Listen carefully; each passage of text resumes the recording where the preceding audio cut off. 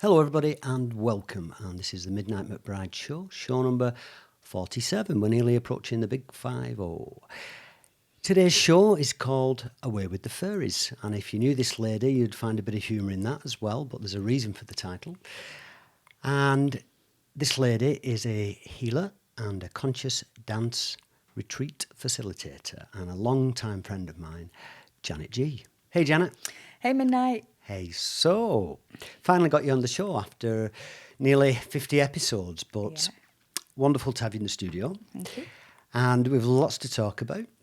And what's fun is with most people's show notes, we just whip through them, but you have been known to be very controversial, and so we've had to streamline a little bit what we talk about. But if you're at home and you don't know Janet, then she's very unique lady indeed. And I've known you, you're from Bolton, aren't you, Janet? Yeah. And I've known you for, I don't know, 30 years, over 30 years probably. And I know John, who was your husband at the time, your partner, a lovely man, really nice man and a good friend of mine.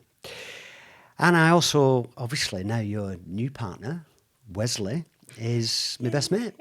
I know. Yeah. You can't make it up. I know. Last year for the Midnight McBride Works Christmas Do, I took everybody in January to a classical music concert at Manchester Cathedral, London Concertante. Mm-hmm. And you came and Wesley came and we gave you both a lift in the car. And I remember Willow saying to me, nothing will happen, will it? I went, no, it's fine. And sure enough, you hooked up, didn't you? Yeah. But it's so strange because 12 years ago, you introduced me to Wesley and I liked him. And I remember adding him on Facebook as a friend and he didn't accept my friend request. And I thought, whatever. So 12 years later, I met him again in the radio studio. And again? I recognised him thinking, that's that guy who never had me as a friend. That's what I thought, right? Then you asked me to go to the orchestra and I was thrilled, I can't tell you. And you said to me, oh, we're going to be picking, come with us. And I was relieved about that. And you said, I'm going to be picking my friend up on the way. And I thought, I hope it's that guy. And sure enough it was. And it was him. So strange. I'd forgotten you met when I did a show with you both at Salford City Radio on the Mind, Body and Spirit show. And yeah, I'd forgot you'd hooked up there as well. So here we are. Something happened though. It's just those synchronicities, you know, when you feel like I wanted it to be him in the car. So it's like, and here we are. He's completely different than me. He was plugged in, and meeting somebody like me, it's probably been hard work for him. But he is an amazing man, and he's got so much potential, lots to offer. And he's joined us on this journey of spirituality, being brave and willing enough to go down the medicine route and really get to know himself. And it's thrilling to witness this when people do this. I've seen an incredible change in the space of 12 months. It's just about 12 months now since he decided he was going to make some better choices and started his spiritual journey. And he's a different person. It's beautiful to see. Beautiful, you know. Mm-hmm. We have a lot to talk about. Mm-hmm. We're going to talk about some of the retreats you run, the conscious dance that you organise, Away with the Fairies, which is a new thing that you do. We'll talk about your journey, which includes David Icke, Ayahuasca, casting spells, you have a wand and a rattle. And a drum. Yeah, so we'll start at the beginning. Anybody that watches this show knows that we have a guest on. I think it's really important to see what drives somebody, what motivates them, and how they arrived in this present moment. And as I always say that your past doesn't define you. It's just the view on the journey to this present moment. It's just the experiences that brought you here. It's gone. It doesn't exist. If you say to somebody, can I have a piece of yesterday? You can't give it them. It's not real. It's history now. It's gone. But very interesting to find out how somebody arrived here. You know, a few guests, for example, Colin Unsworth and Sandy Holt, Mr. Mushroom, and obviously Sandy being a European Thai boxing champion multiple times, were both bullied at school. You know, so it's really interesting. And so Colin spent a lot of time on his own in the woods, learning about mushrooms. And Sandy obviously learnt to defend himself. So your journey, Janet, we'll cover some of it to see how you arrived, but at the same time, we need to allocate a good chunk of this show to talk about what you're doing now as well. Yeah. Yes, okay. Yeah. But initially, going back many, many years ago, you were a raver and used to go clubbing with me and all my mates and your mates, Yes. you know. So, yeah, we used to go to, well, a whole host of clubs, you know. Legends. Yeah, Legends being one of them. Yeah, yeah. That was in Warrington, wasn't it? Yes, Yeah, loved yeah. it. Woohoo! Interestingly, though, when I was a child, I always wanted to dance, and I had 2 wooden legs. I had no rhythm. Oh, you didn't literally have 2 wooden legs. Well, I might as well have done, as far as dancing was concerned. But then one day, a good mutual friend of ours, Lee Rimmer, and Glenn Percival, said, Janet, you need to come out with us. And I was like, oh no, I'm not doing, I'm not going out with you doing those things and blah, blah, blah. Anyway, one day I went, and I went to this place called Monroe's with them, and I was looking around at all these people. I was like, oh my God, they all look insane, but they all look really happy. Well, that's because they were on ecstasy. Yes, well, yeah, obviously. We started off doing hardcore raving, which was so opposite to what the rest of them were doing. Then they took us to the happy piano place, and we relaxed into that way, going out with our trainers and our leggings and whatever, and our whistles and our hats, and it was brilliant. I always loved the happy tunes, the dance tunes, and then I moved on. I like the funky dance tunes, the funky house. Same. Yeah. Yeah. And Legends brought that out, Sankey Soap. And Monroe's was where everybody used to go out clubbing. They'd get messed up, and a lot of the clubs are shut at 2 or 4 o'clock. I think Monroe's was open till dinner time the next day or something, and we'd all pile in there. Generally, it was over 50s, and a lot older crowd in there, wasn't it? Everyone was all mangled and all messed up, but great memories. It was good fun. Amazing. But what it helped me to do was get rhythm. So my body began to move, and I was like, oh, I can dance. So every time we'd go out, I would be on the dance floor, and I would never come off the dance floor for the whole night. And I used to get people to go and get me water and bring it back, etc. I didn't even want to go to the loo. And there was a chill-out room that I'd never, for a full year, I didn't even know it existed.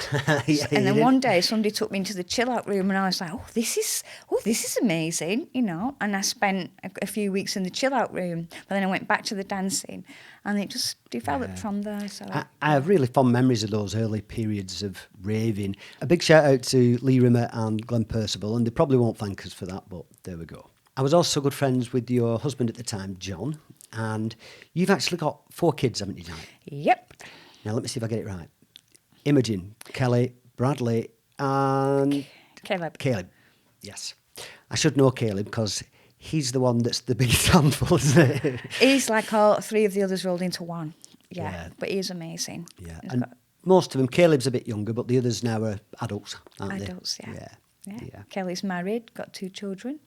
You've previously had done 2 radio shows on the Salford City Radio, and we'd covered some of the things, but each time we hook up, you've usually got another string to your bow. There's something comes along, which is why the show is called Away with the Fairies, and we're going to save that till the end. We'll get to it, you know, but we'll talk about that then. So at 26 years old, you're a mother, and you then start experiencing some changes, and we'll bring into the story then Helga as well. So maybe tell us about the start of this spiritual journey. Well, what happened, I started reading, and the very first book I read was called The Dance of Anger. And I'll never forget it because it kind of changed my life and gave me a different perception on behavioural patterns in people. And at the time, I was really good friends with a woman called Helga. Yeah, good friend of mine too as well. Just an amazing lady. Yeah. And she became my best friend. Then after a while, we started looking at, I don't know, spells and magic. You know, if all little girls are intrigued in witches and stuff like that. But we started looking into that, and we did a few spells. And one day I turned up at house, I was, oh my God, it worked. And we looked at each other like, oh my God, it worked. This stuff works. And it kind of like freaked us out a little bit. And we didn't really know what we were doing. We were dabbling, which is, but you know, you learn and develop, don't you? Anyway, long story short, Helga moved away and I continued to learn, read, practice on my own. It was called a hedge witch, which means a solitary witch. And I spent most Friday nights in my house making sea salt circles with crystals and all kinds of, and, getting to, and I still didn't quite understand how it worked, but I did it. It was a practice that I began to do. I think a lot of people, when you say spells, automatically think, oh, hocus pocus and what a load of nonsense. But a spell can be misinterpreted, and you have an intention and you use certain things like crystals, but you have an intention. And it can be a really beautiful, positive thing, attracting something into your life. It's like a prayer. Yeah. If you change the word to prayer, then it's not as hocus pocus. It's unfortunately just that word. And witch as well. Now, I know a lot of witches now, and I'm not being funny. I mean, I actually know a lot of witches and white witches and different kinds of witches. And they're all beautiful people, but for some reason, that term, everybody has... I'd rather be a witch than a bitch. Yeah. Yeah. I think a lot of people have a preconceived idea about a witch and a spell, but they're completely wrong, usually. So moving on from that, and a big shout out to Helga, lovely woman. I've not seen her for probably 25 years, and she knew me when I was at my worst, probably. I was hard to handle. I was a loose cannon, and I remember Helga used to have codeine, a lot of it, because she wasn't well, and she used to give me her codeine or what she had spare, and I'd have loads of it. That was... Anything I could get my hands on at the time. Alongside this, you're experimenting with spells, prayers, this kind of thing. You're also you're becoming a therapist, an LLP practitioner. So, well, I started off doing aromatherapy, and so getting to know the essential oils was like getting to know your friends. I really went into that, and as a child, funnily, I used to love flowers. And I did a big project at school on these flowers and I won a prize for it. So it's always been kind of there, like that nature element or aspect. And I became an aromatherapist. And again, I started practicing. I would practice on anybody, your mum. I went around to your mum's a good few times. I would open my door up and say, come in, let me practice on you. All the therapies. And it added on. I went, reflexology. I was a Reiki master, Karuna Reiki master, which is a higher vibration of Reiki, which connects to the angelic realms, which was just mind-blowing. Years later, I went on and did hypnotherapy, psychotherapy, NLP, EFT, TFT, lots of therapies. CBD, PPP, DDD. It's a lot of qualifications actually. But all for your own personal journey, sort of helping me to develop as well, because you do have to go into that self-development when you're learning these these new ways, these new therapies. But I worked for the NHS and substance misuse for 14 years in Salford. And I had little projects that I did, and I absolutely loved it. And the clients loved me, and to the point where they were getting rid of all these sessional workers, we were called. And they were restarting it up again, and all the clients made a petition so that they wouldn't get rid of me, and I stayed on. And they loved me. I used to give them all a crystal, and they used to come in 4 years later and say, I've still got that little crystal you gave me. Some of these people don't get anything, and if you can give, just, I think with a lot of these therapies, different techniques for healing, initially you've always got to do the work on yourself to start with, because... And you also did Reiki as well, which has been part of your journey. So from this point, moving forward, you've always been a healer. Healer, yes. Yeah. Well, it's funny because when we used to go clubbing, I don't know why, I used to massage people. They used to line up. I sat on a podium and they'd line up in front of me, with and Vicks. I would be massaging them, and then the next one had come. I don't know what, it was something, my hands, I had to just, touch people, and just, people they loved it. So that, I knew that I wanted to be doing some form of healing. And yeah, you're right. You do have to heal yourself to know the benefits of it. Even to the point, you might not remember this, but me and Lindsay Fishwick, Yeah. when I got all my essential oils and I just qualified and I was so into them, and I was like, blending and making potions. And I said, PJ, will you test this out for me? It's a sleep potion. He said, yep. And what's in it? I said, well, it's quite sedative, so be very careful how you use it. You need about 8 drops in the bath. Whenever you did it, he said yes. He said, I put the whole bottle in. I was like, oh my God. I remember. I slept. I remember. I didn't sleep much. I very rarely slept, and I was quite happy to try anything for anybody at the time. Lindsay Fishwick, an ex-girlfriend of mine, and a beautiful soul, lovely woman. Oh. And she didn't know me my best either. I took a lot of drugs. I didn't sleep often. I wasn't necessarily nice to be around, and so I hope maybe one day I'll meet some of these people again, and maybe I'll be a nicer version of myself, you know. Oh, definitely. Yeah. And we've all been there. Yeah. You know, at least we recognise and we've got that awareness that we wanted to change, or we wanted to be the better version of ourselves that we could be. So we will do whatever it takes to get there. Yeah. You know. Yeah, exactly. We talked about witches, and the fact is, you know, and being in nature, which we're going to get to later on in the show, but if you were a lady that used herbs and herbal medicine and had a cat and lived in nature 400 years ago, they'd burn you. I know. It's insane, isn't it? It's terrible. Crazy. Yeah. Maybe tell us a little bit, Janet, about helping addicts. What did you do? Was it therapy? I did my therapies. Rachel, a friend of ours, who went out with Lindsay's brother, was she got a position in Salford under the umbrella of the National Health Service with substance misuse and mental health. And she invited me along to see if I wanted to work with a women's group using my therapist, because she had had, you know, various different treatments from me and thought they would benefit. So that's where I started, and the results were phenomenal, to the point where one woman changed her whole life completely. She came in one day and she just stopped taking heroin. She stopped taking it that day. She came in to see me, and she was all of a fluster, and all her face was bright red, and she was going through the withdrawal symptoms. I said, come in. And she came in the room, did Reiki, did healing on her, and within 15 minutes the redness had all gone from her face. She stopped shaking and she was calm, and she never took heroin again. Well, right. That's better than anything the NHS can normally give you, isn't it? Yeah, but she really believed in it as well. Not that you need to believe in healing like that. With methadone, for example, there's a very low percentage of people that actually come off heroin and stay off it, you know, and that's why a lot of people resort to ayahuasca, you know, a series of ayahuasca ceremonies, you know. Something I'd like to say about Lindsay's brother Simon, who passed away sadly, and a beautiful man. This is a coincidence, and I don't believe in coincidences, alignment, but Simon's ashes were spread just at the side of the lake in Ambleside, at the side of Windermere. Yeah.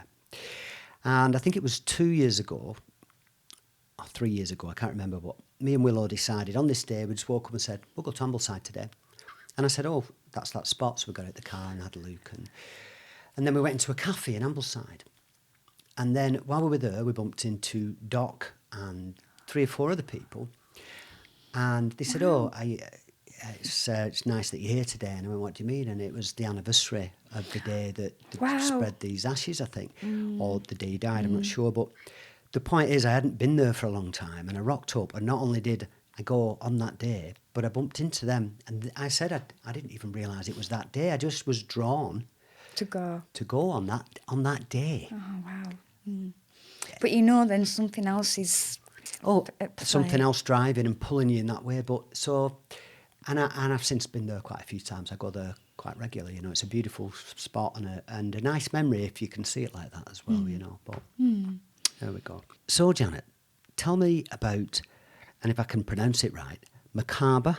Merkaba, yeah. Is that not the name of a wizard? Sorry? I'm sure that name's used in a novel, and it's the name of a wizard as well, Merkaba. Yeah, well, Merkaba to me, and it's an 8-pointed, 3-dimensional star shape, and it's the, how do you say it, like, you know, the Michelangelo painting. Yes. So it's our energy field as well. But for me, I was using a Merkaba crystal. I had 2, and I used to dance with one in each hand, just trusting. It was so powerful. And when you look what Merkaba is, it's in the Bible as well, and it's like a shimmering, like, light vehicle, a chariot of ascension, they call it. I like all these words. Oh, I am a chariot of ascension, a light but vehicle. it's Fantastic. so amazing. So when I went on my second ayahuasca retreat, and I was really right in the centre, I was really developing myself then. I was deep in the medicine, and I just said to myself, Merkaba. And like that, it was there at the side of me.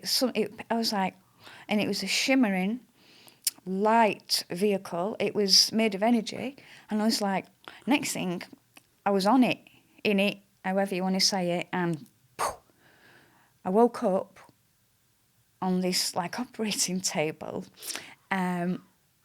with like these noises, and then I looked up and there was 2 blue beings with big heads were looking down at me, and they spoke to me and said, "Are you ready? Are you sure you're ready? Are you sure you want this?" And I said, "Yep." And they were female, and they were benevolent, and they were full of love, and they put 2 rods in my head. Zzz, zzz. I still got the little pimples on the side of my head, right? Mm-hmm. Then I got flung over to this other place. That wasn't another realm or a dimension, this kind of thing? Yeah, it's not a place. It's a state of mind, whatever you want to call it. But I've heard David Icke call it the glistening darkness. And to me, I think it's the furthest point that you can go to the void before death. That's my own take on it. Because where you are, without your body, I was out of my body, and I was still me. I was resonating in this vibration of sound that sounded something like wham, wham, wham, wham, wham. It's so like, and I was like, it was just white, pure white, like bright light, and I was suspended in this sound and I was like, oh my, I'm eons away from my body, but I'm still me. I could hear myself, but I had no ears. And I could hear my voice. And I was like, oh my God, I'm still me. And then I said, show me.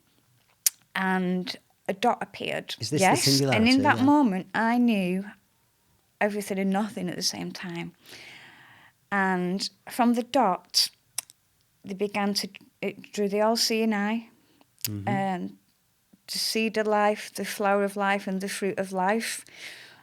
She showed me, and there was, guidance as well with words, showed me how a leaf is formed. So intricate, so beautiful, so magnificent. So Merkaba in this situation is this energetic vehicle, chariot of ascension, that took you on this journey. So Janet, in your show notes, and I know quite a bit about this, is Christian in a box, and you became I use the term, and I joke, and I don't mean to offend anybody, but like got what I used to call God Squad. God Squad. Oh, Bible basher, big time. Yeah. Oh, yeah. But you became quite a devout Christian, and you were into God, and in its traditional sense, in the religious sense, not as in so much, but as in Scripture. And I remember this because this period when you went through this, there were a couple of points where you became a little bit spiky, So maybe tell us about Christian in a Box, that part of your journey. Well, I kind of maybe was led there. I used to go to church previously, but never felt that, I used to go with my friend Joanne Schofield. For about 4 years we went to church every Sunday.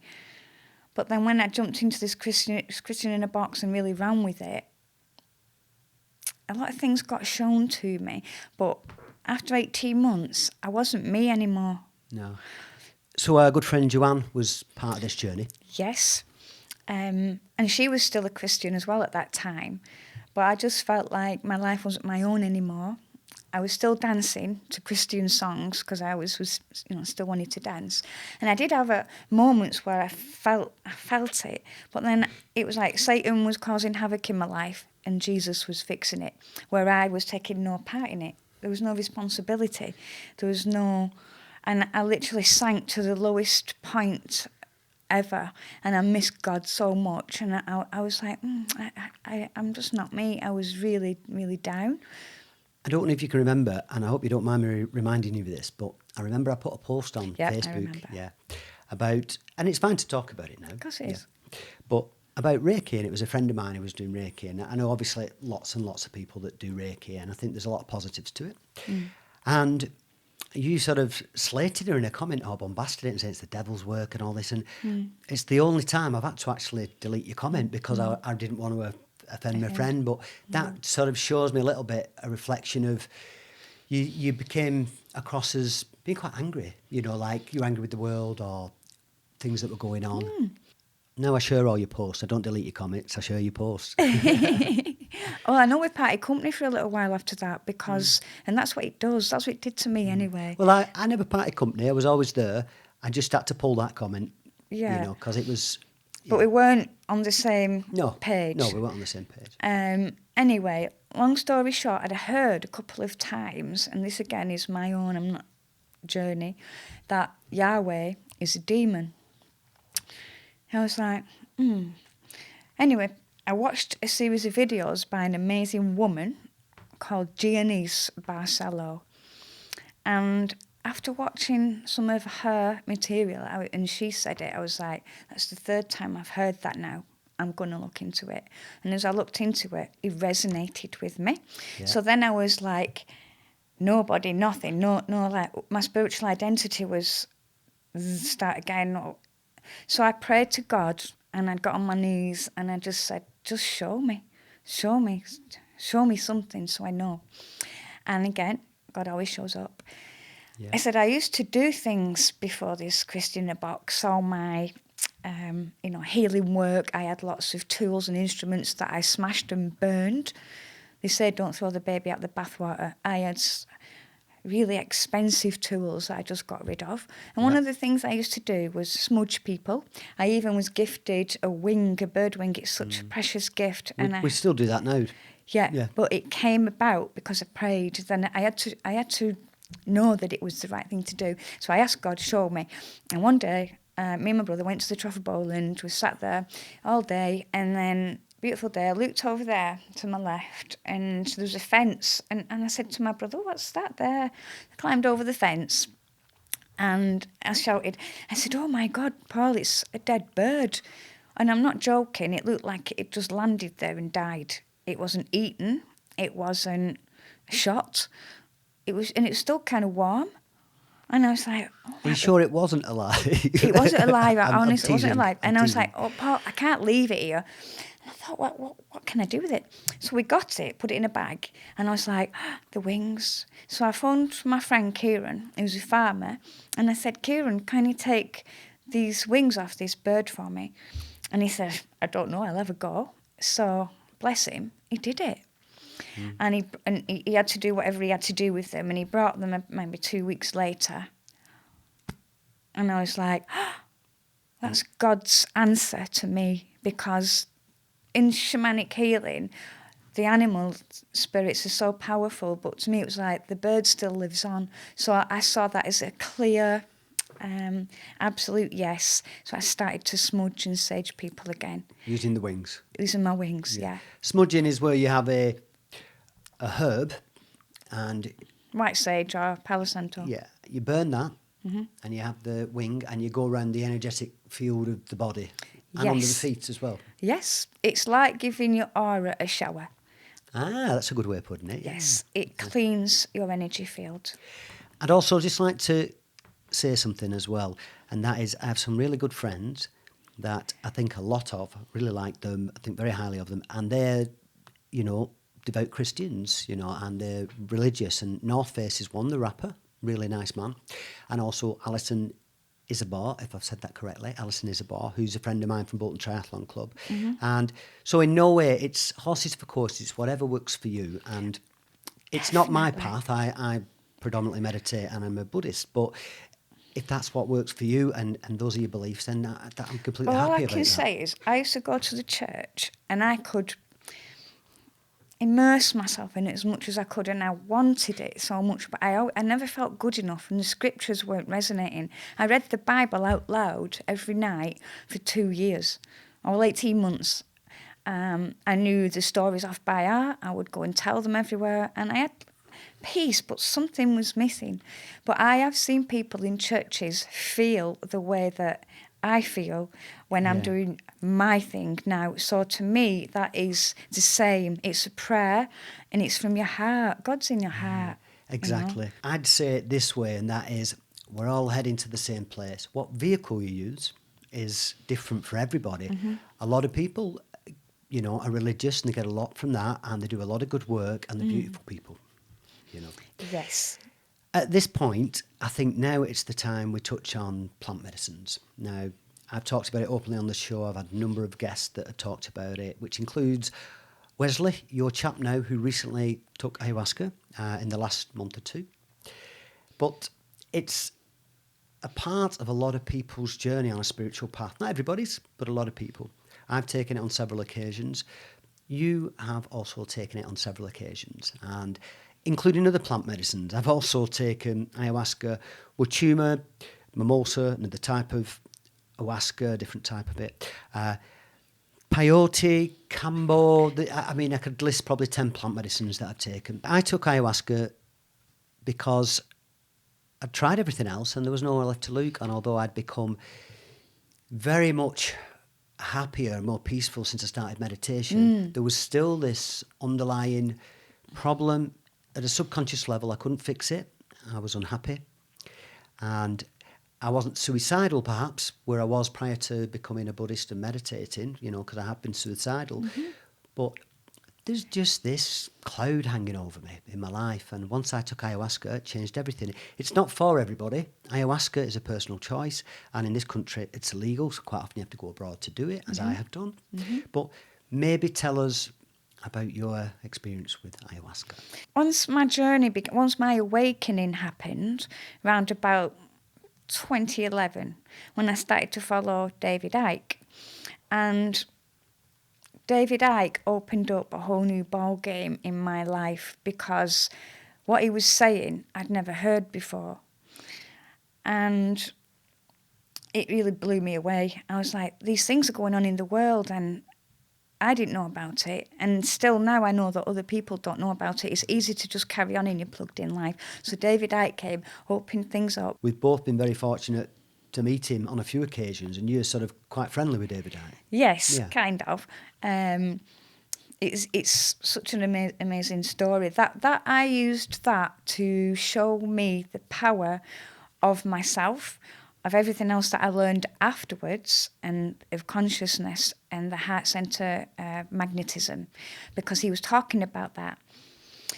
But that year, it was 2012, that's when my life started to change. I always wanted an experience on the etherical level of angels, of something that I could see, something that didn't make sense, you know. And I got that on Mother's Day 2012. An experience happened where I was bawling my eyes out for some reason. I went upstairs, I got on my knees, and I was sobbing, and I don't know why. And I just said, Holy Spirit, fill me up now. And I'm, kid you not, as I said it 3 times, and I didn't even know I said Holy Spirit, but I felt this golden stuff being poured into my head. I could feel, I was like liquid bliss, just, oh my God. I was filled up, and I started to shake. I stopped crying, but then I started crying again because I was so happy. Yeah. And in that moment, my partner at the time came in the room and said, "Are you okay?" And I said, "Yeah." I opened my eyes. I was like, "Why?" He said, "What is it?" I went, "It's mist. It's everywhere." I could feel it. It's tangible. And he said, "Where is it?" "Everywhere." And he got his camera and he went, and he pulled it back. He said, "Oh my God, the picture's misty." But he couldn't see it. Yeah. I could see it. He couldn't. But it was on the picture. And I've still got those pictures, which I will The camera can send sometimes them. pick things up like orbs that you can't see with the naked eye. But then I did a tour of underground Manchester. We went I think 7 floors down next to where the cemetery is, right in the centre of Manchester where the church is. Oh, and they my. took us through all these caverns and we took some pictures and we looked after. And there was thousands of orbs. I think if you see an orb on a picture quite often, I think it could be, somebody's spirit or soul. Well, again, after that, so that was my first encounter with a mystical experience that I'd been calling out for, just to show me.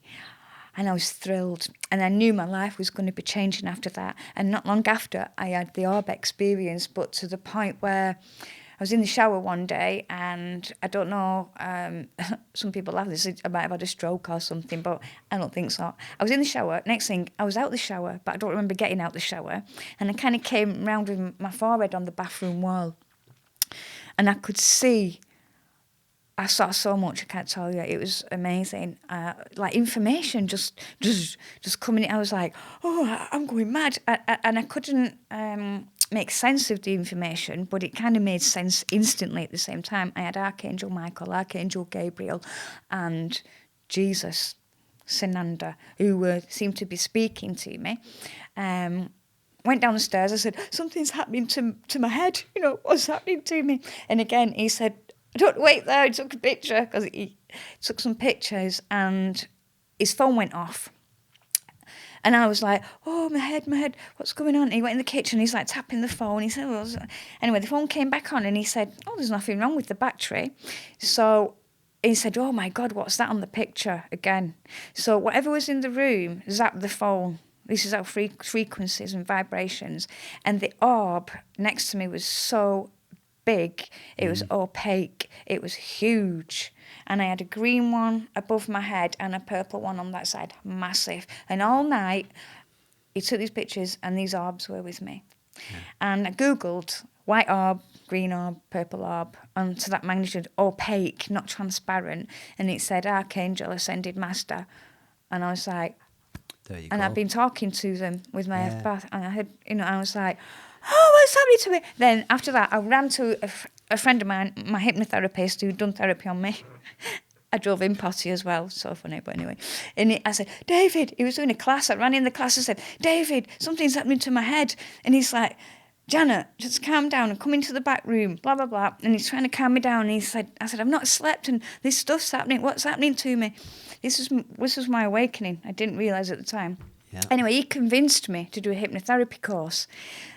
And I thought, okay, I signed up to do this course. I went in the January to do his course, and leading up to the Ayahuasca, it all makes sense. And the hypnotherapy opened up so much about what David Icke was saying.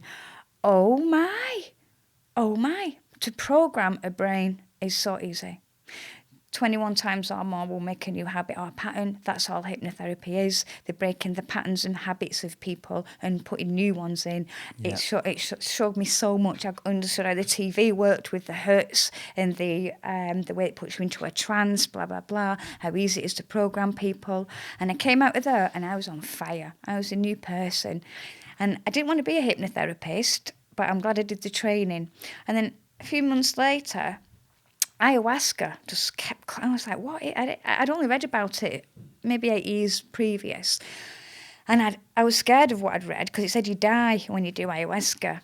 And the death boat comes and all these other things. And I thought, I'm not doing that, flipping heck. But it kept coming at me. So, we looked into it and we ended up booking a retreat. And I embarked upon that journey. And again, I got the first journey, mind-blowing, where I had Kuan Yin. I came out my body. I had the full-on experience. I met David Icke in the journey. She took me by my hand. Well, I died. The death boat did come. I was on the floor and I couldn't open my eyes and something saying, I'm going to die. Oh my God, I'm going to die on this floor. I drank some stuff and now I'm going to die. Shit, what am I going to do?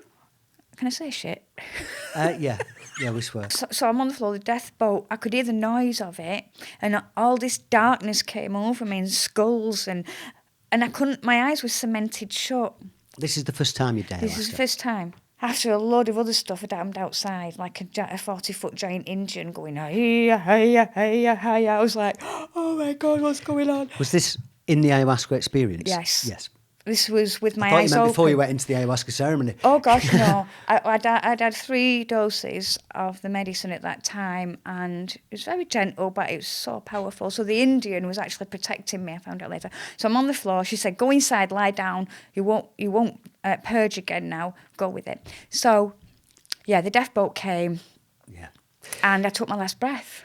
The interesting point was about that. When death comes, what can you do? And I actually, well, what can you do if I'm going to die on this floor right now? We can't do anything. And I went back into the womb, and I come out on a pair of hands like a baby. And this other place. And then she got me and took me on an amazing journey. Most people are living in the fear of death, and you don't start living until they accept you're dying. Their mortality is a fear that they carry with them throughout their life, and the fear getting old and dying. Once you lose that fear, every day is a gift, and you start to really live. Well, she took me up to, well, first of all, she got rid of all my problems, like on the generation game. Gone. Took me on an ancestral family timeline healing. I knew what was wrong with all the people in my I knew what was going on with all my friends, what purpose they played in my own life, how valuable each and every person is, good, bad or ugly, in your life, for your experience and why you've come here. And then David Icke came in the journey. And maybe going back to David Icke, you've danced on stage with David Icke. You've also danced on a regular basis with a Bob Marley band, Bob Marley tribute band. Love him. And you dance on stage with your wand. Yes? Or my rattle. Or your rattle. Mm-hmm. Yeah. So you get about a bit. And it was in Wembley, wasn't it, where you danced on stage with David Icke? Yes. Well, after he came up in the journey, because I'd been saying for a full year, even when I was doing my hypnotherapy training, oh, David Icke, I love him. Oh, my God, I've got to meet him. And I used to say, do you know David Icke? Do you know I can meet him? To any new people I met, I'm going to meet him. And then one day he was doing a presentation on the heart centre magnitude, and I was like, right, if what you're saying is true, I'm going to meet you. And then I watched him at Wembley 2012, and I stood up at the end and I said, I'm going to meet him. Yep, I'm going to meet him. And I'm going to dance on that stage. And somebody said, well, how are you going to do that? I said, I'm going to do it. And yeah, so a month after the ayahuasca, an opportunity came, and the ayahuasca will teach you to recognise opportunities when they come afterwards and to go with it. So this opportunity came where he was launching the People's Voice at the time and helping to get that going, and I just said, they were asking for quirky, confident people. Now, if I had drank the medicine, I would have thought, I can't do that, I'm too old or whatever. It was like, no, I'm doing that. I didn't even tell anybody, sent off, whatever. They got back to me, and a load of strange things happened. The spirits came to push me to go to London. It was so strange. I'm not going to go into that. But long story short, I went to London to the People's Voice, and yeah, I met David Icke, and it was magical. And he, at the end, we shared some wine, and he said, I said, can we have a picture? And he said, yeah, of course, God. Put his arm around me, and we had a picture, and he said, take another, to the guy. The guy took another. And then he turned me to face him, and he got hold of my shoulders, and he grabbed me and gave me an embrace. And we were there, it felt like ages, and he kept kissing my head, and he pulled me back, and he went, pulled me back in, and he said, you've got great energy. I'll be seeing you again. I said, can I dance on your stage at Wembley? And he's like, that was your opportunity. Well, we will be having some dancers. He must have thought and I was like, wow. And and I said, I'm going to do a presentation, but I've not done it yet. And he said, lose the fear of what other people think. I said, done.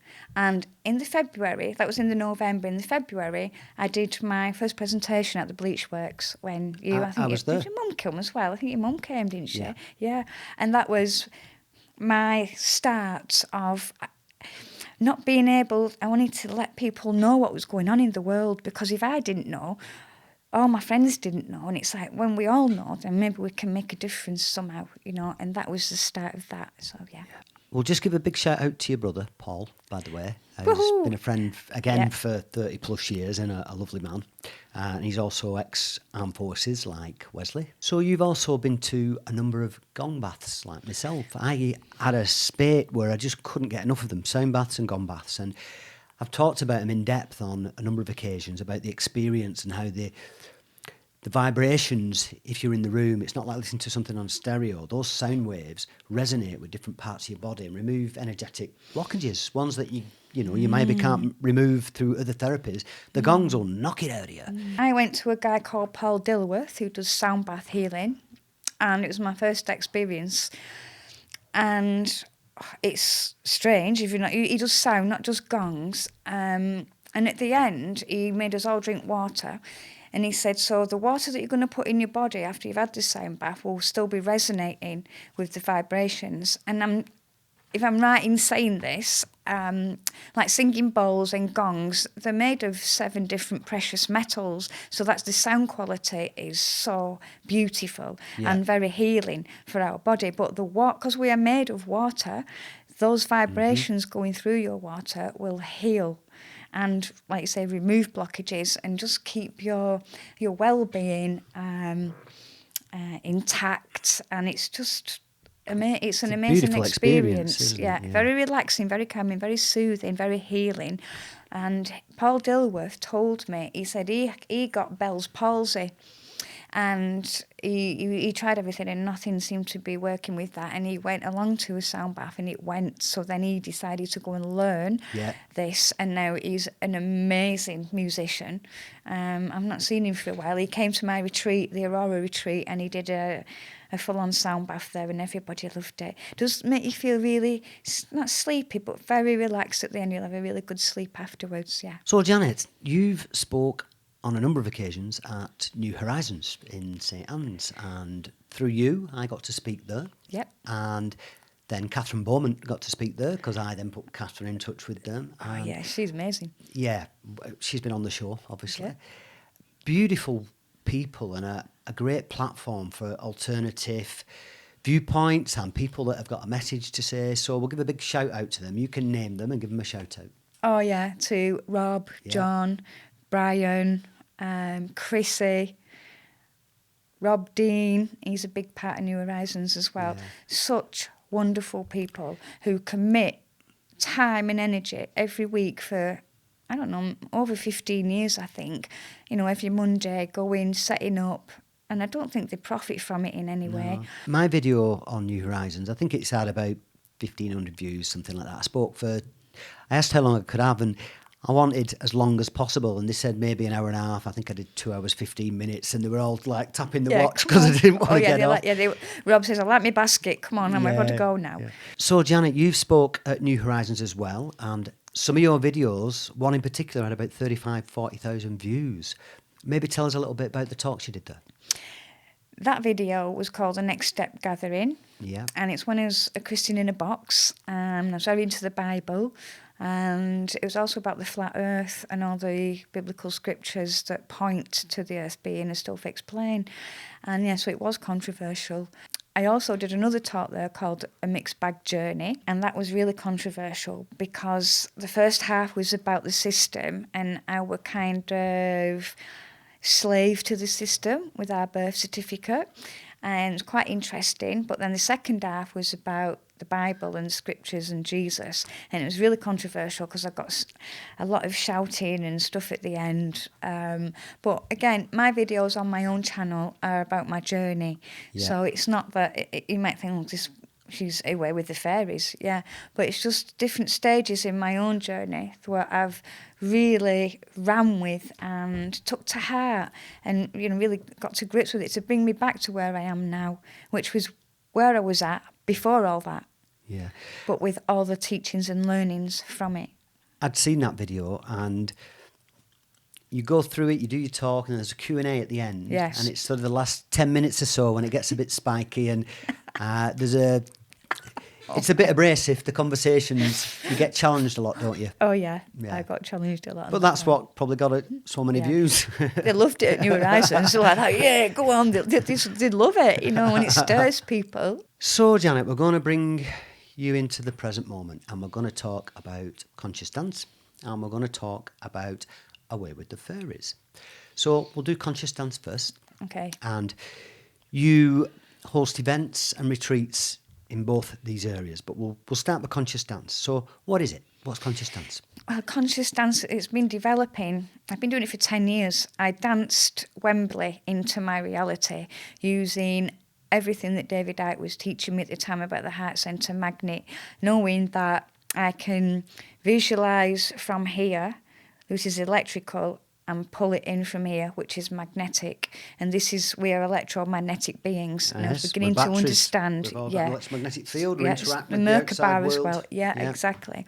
So I began to put it into practice. And because I was doing Reiki at the time, I don't do Reiki anymore for my own reasons, which I don't need to go into, but I knew that I was an energy healer. So rather than the energies just coming out of my hands to do healing, I was going to use my whole body, because it's the water in my body that has the memory. It's the water where I pray every night, and so the healing's coming out of my whole body. So I thought, I'm going to use it in a dance.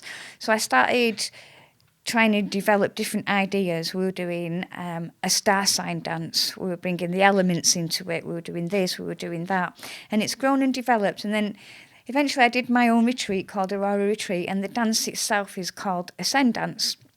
Yes, Ascend Dance. Ascend Dance is my way of showing people not just how to dance. It's not about dancing, it's about healing. It's a prayer, and when we all get together in more than one and we put intentions through, we make a circle, we say our intentions and the heartfelt, and then we dance in that space, and you can hold the space with the wand or the rattle or the drum or whatever, and really, let people's energy expand. This is a spiritual encounter. We are spirits in bodies, not the other way around, and I think people have forgotten who they are.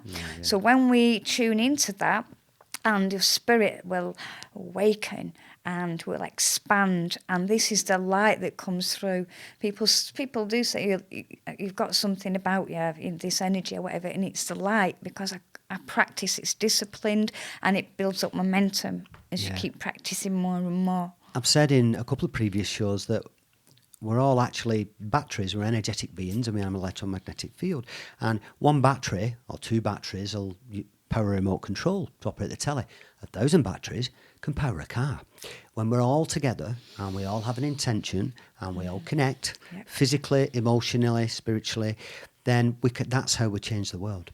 Yes, and because we can't see it, but I was ever saying sometimes, if you're ever feeling a bit down or a bit, is this it, or fed up, you just sit back, breathe, and just trust in the unseen. Yeah. Trust in the unseen, and knowing that whatever you focus on and visualise from here, a prayer, this part's taken out of the Bible, because this is the true, real way to pray, is to feel like it's already done. And the magnet from the heart centre will bring that thing into your reality, but it'll also bring the things you don't want if you're focusing on bad feelings. So keeping you focus on what you want and then watch it. It usually shows up not how you expect, like with the David Icke situation, many others, but it shows up. A term I've used a few times is the wisdom of uncertainty, and that's when you throw yourself into the abyss and trust. I mean, no idea what's going to happen, but you just know that everything's going to be okay. Yeah. And then you let your life flow. And when you're that open to everything, things will come at you at 100 miles an hour. Mm-hmm. When you've already decided how something's going to arrive and it can only come this way and you're rigid in form, then you've only given it, there's only one opportunity and it probably won't arrive. Give it infinite possibility. Just throw yourself into the abyss, trust, be in a happy state of mind, experience bliss and joy. You hear some people say, it didn't happen how I wanted it to. But the point is, it still happened. Yep. Sometimes it'll happen beyond your wildest dreams. When I met David Icke and I was on Gareth Icke's shoulders and all these, it was like, oh God, this is my dream. It's happening and I'm aware of it. But it's not how I thought. It's like the law of attraction where you need the intention. You need to throw your wish out to the universe, cosmic ordering, if you want to call it that. There's many things you can call it. You do not need to know how the universe is going to deliver it. That's the universe's job. Your job is to just have the intention. That's it. So many coming together with the same intention. One of my intentions, I always say the Lord's Prayer when I'm drumming. It covers everything. And another intention is I intend to bring forth heaven on earth. Heaven on earth is not a place, it's a vibration, it's a resonance. Now, when we all pick up that, which is going to be brought in with this new age of Aquarius, this higher vibration, and being ready for it, then that's what starts creating reality as well. There's a new film, I say new, it's about 18 months old, called Mary Magdalene, and brilliant film. Joaquin Phoenix is in it, Rooney Mara, and she plays Mary Magdalene. I've seen that. Beautiful film, really well shot, and the crux of the film is at the end that she figures out, and the apostles didn't, but she figures out that heaven is on earth and it's in our hearts, not in another place, another realm. Beautiful film. I've watched it 4 times now. If you haven't seen it, it's a really, really well shot.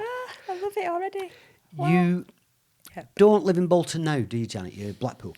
Yeah, I live in Blackpool. Well, Bisping I live. Bisping. And I like it now. Yeah. Well, you're by the sea, and you've actually done some dancing things on the prom, haven't you? Oh, yeah. Outside. Oh, yeah. Yeah. I always take my wand, and I've got a big wand with neodymium magnets in it. It is so powerful. If you've got a pacemaker, it'll affect it. It'll affect your phone. And I went to the beach, and I prayed about this event.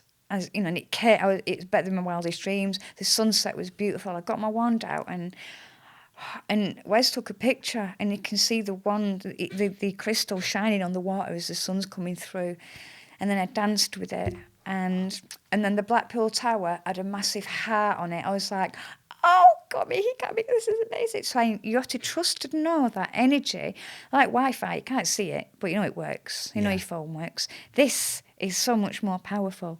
So when we come together with the same intention, and I intend to bring forth heaven on earth covers everything, and so does the Lord's Prayer.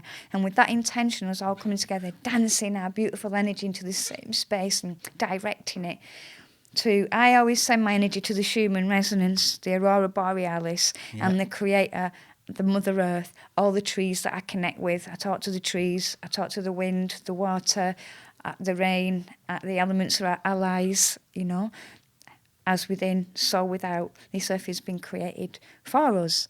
Yeah. So we've finally arrived, and the name of the show, Away with the Fairies. What is Away with the Fairies, and are you away with the fairies? I love the name, because obviously it has certain connotations, and people think, they say, oh, they're away with the fairies, like they're a bit crazy.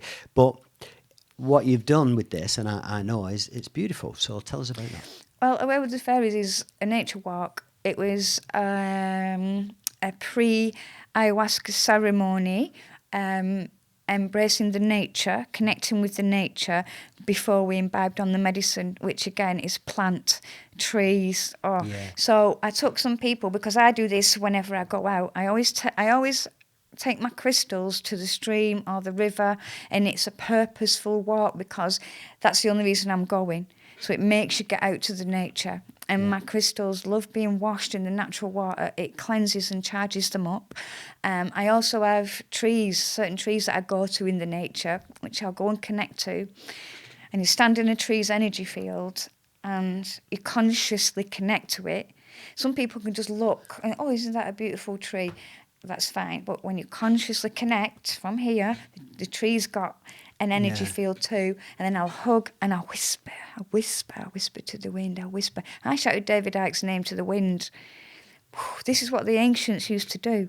So the trees, because they have such deep roots into the mother, into the yin, into the female, into the dark, damp, deep, where life-giving energy forces are there, and all the roots are entwined, a bit like on Avatar. So you connect with a tree, and the tree will choose you.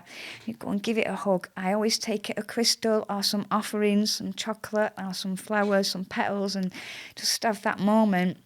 And you start to shake, and you'll know you've connected. And I'll say, send my energy, far and wide as where these roots are going. And how far is that? As far as your imagination can carry. I've been on a few small group walks with you, and it's quite normal for everybody to start hugging trees, That's part of the deal, isn't it, And I've done it myself, and it's beautiful. I do it when I go to Manjusri. I go and wrap my arms around a big tree and just stay there for a minute, because that tree has an energy field, and it's probably a pure energy field and a more natural energy field than certainly the fields we encounter on a regular basis. Being in nature, it's just healing. Totally. Well, I always whisper to them, help us. I pluck my hair out and I put it on the tree. I leave my DNA on it. And then when I get home... Can I just say that to anybody listening to this, you're whispering to the tree while you pull clumps of your hair out, put it on the tree. I know, but... Away with the fairies. It's funny. Yeah, you've got to be able to see the humour in everything, I think. But because I trust and know that energy works in mysterious ways. When I got home and I had spoke to this particular tree, it spoke to me at the night time when I was home. Wow. And it gave me some answers about the magnet of the earth. The earth's the magnet, not the moon. Yeah. It's the earth. The earth's the magnet and the sun is the electrical, the yin, the yang. And it's like, oh, wow. Again, tying into the other controversial subject of the still fixed plane and the Aurora Borealis being the home, the heart of the earth, the centre, the holy of holies, where it emanates out from. Your heart centre is green, like the aurora. Your home when you're in your heart. And no matter what happens in my life or in my day, I always, at night, dance and I can pick up my drum. It's changed and developed over the years. I drum now and I chant and have no fear of doing that because it's vibration. I trust it's coming out. I pray for people. I write their names with my wand. I have a prayer basket. I put names in. If anybody asks me to do healing, I'll always write the name. I've had feedback, results come back. This has happened, that's happened. It's like it's magical, but it's conscious. People, when you're conscious and you know and trust that you're an energetic being, just like the earth has been created for you. For us. How do we know? As within, so without. So, for example, give you 2 examples. Your lungs within, the trees represent your lungs on the outside. In the inside of your lungs looks rather like the branches of a tree, being the bronchus, the bronchioles, and the alveoli. Yeah. The branches, leaves, and twigs are, the representation, perfect, but isn't it funny then and so amazing that the trees give off oxygen that your lungs need to oxygenate your blood to keep you healthy and, The trees are the earth's lungs, definitely. Yeah, so anything that goes against, that's nature, okay? And we're human and it's been designed that way. We are meant to be here. It's been created for us. So anything that goes against that is against humanity and human nature, as in wearing a mask, etc. Also, percentage-wise, the sea contains as much salt and water as your body. So we're in equilibrium with the earth. It's been created for us to come here. Why? For an experience, to fully immerse yourself in this life, good, bad or ugly. We're here to have challenges, to love, to overcome, to face things, to forgive, to be grateful, to express, to feel, to, get back to that centre. And get back to that centre.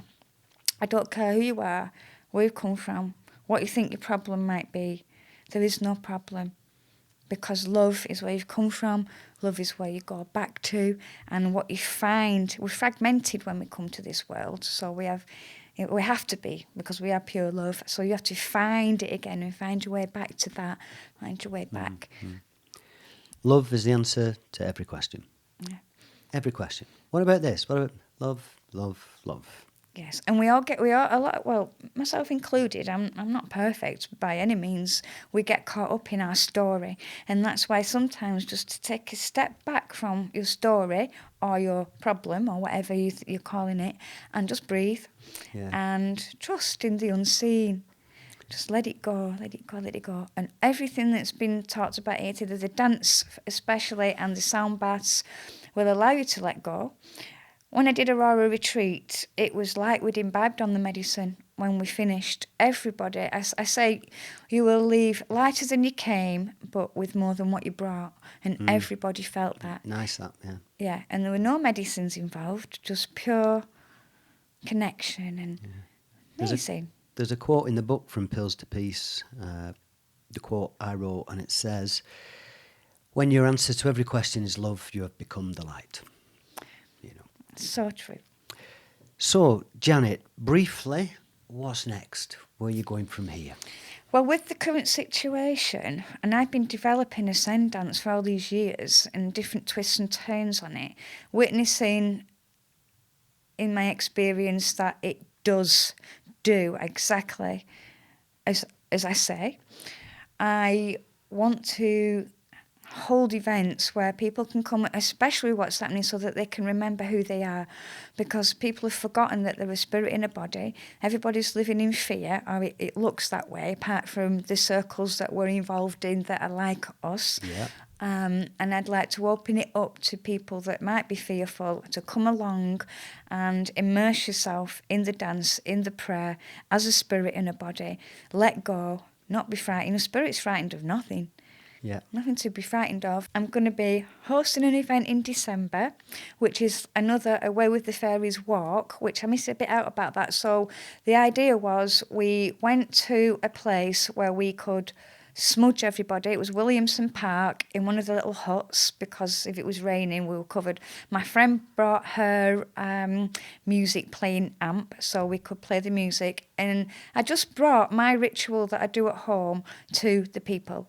So it's time to share it. So we smudged. I set up with a powerful intention, which is the Ascended Master Invocation, inviting, which I've been doing for about 2 years. So again, all those beings are with me, I trust. We danced to 3 little songs and everybody was happy and vibrant. Then we went and connected with the tree that I go to, and then I said to them, go and find your own tree. I give them all crystals and petals to bless the tree with, and know and trust that when you connect with that tree, it will be with you. If you want to pluck your hair out, it will remember. It's the DNA from you. And then we went and did a water blessing, which was beautiful. So connecting with the elements and the nature. And everybody, none of us talked about this current situation. We all just were free. It was beautiful. So tell us about the event you've got coming up in December. The event coming up in December is going to be very much like that, to align up with what's happening on the 21st of December with the Jupiter-Saturn conjunction, which comes about every 800 years. And I've been so excited about this because in December 2012, the 21st of December 2012, when I'd had my awakening, I waited for that date thinking the world was going to end. It's the main calendar, etc., etc. But I witnessed things and I saw things because I had these eyes to see. Unbelievable.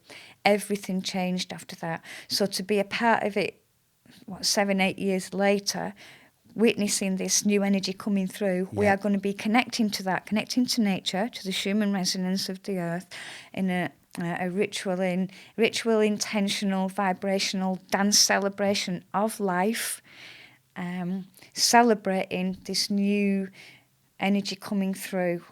So we can all connect to it. And hopefully people will be more here, less here, or less here. More, wow, amazing.